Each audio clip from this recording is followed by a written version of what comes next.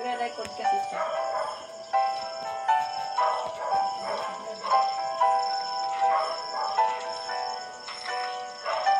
Ito yung aming, good morning, Tiger Vlogs.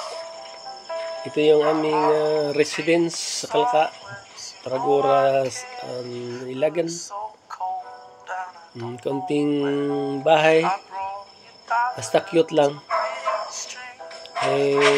Ganito kayo kung meron kayong mga pampagawa kaysa uupa kayo ng bahay.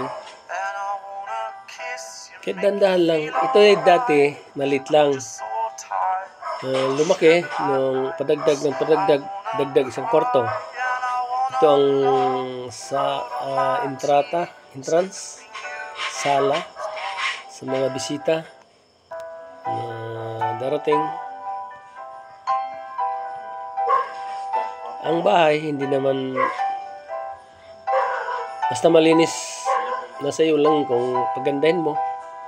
Kaya lang mahal ngayon ang operayo, ang tinatawag yung operayo, yung labor sa mga magagawa. Mahirap kayo magawa. Mahirap pero pag may bayad, bawi rin. Ito ang sala papuntang kwarto, ang kwarto namin. Yung kwarto namin, nilagyan namin ng banyo. Dahil nung ako'y umuwi, pag ako'y nagbabanyo, napunta ko doon sa kabilang banyo, nawawala ng antok ko pagbalik ko sa lito, sa higaan.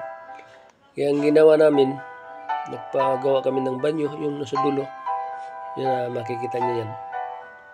Malit lang na banyo, pero kompleto, may CR, may lababo, may shower.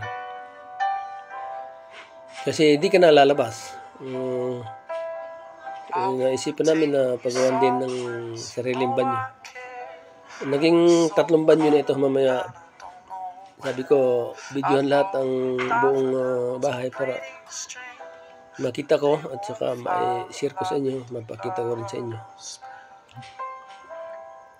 Kung kayo magpagawa ng bahay, ganito rin ang ipagawa nyo. May sala, may kwarto, may entrance, may sala kainan, may naging ito ang salas tawag. Pakita ko sa inyo para hindi to yabang, hindi to this is real ba? Ayoko yung mga yabang, ayoko yung hindi totoo. Pinakita ko sa inyo kasi baka sabihin nyo na nagyayabang ako, hindi ito yabang. Ipinost ko sa aking channel para makita ninyo at hindi mawawala agad. Kasi dun sa Reels o sa Facebook, isang araw lang, wala na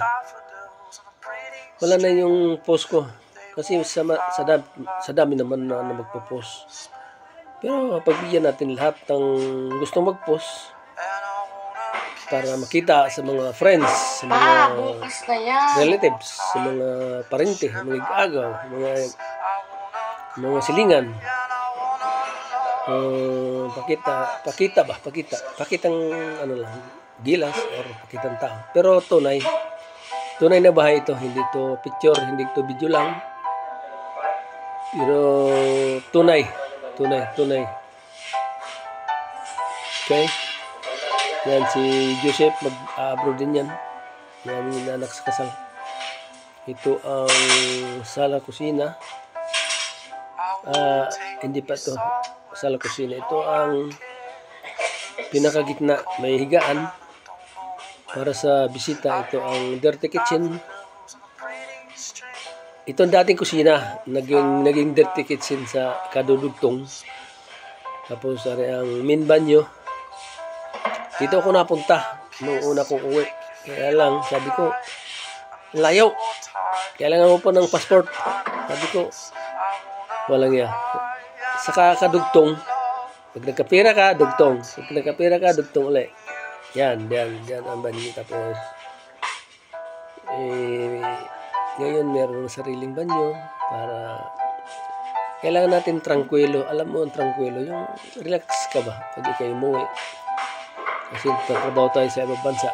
Pagdating natin sa atin, relax ka na, hindi na yung magtatrabaho ka pa.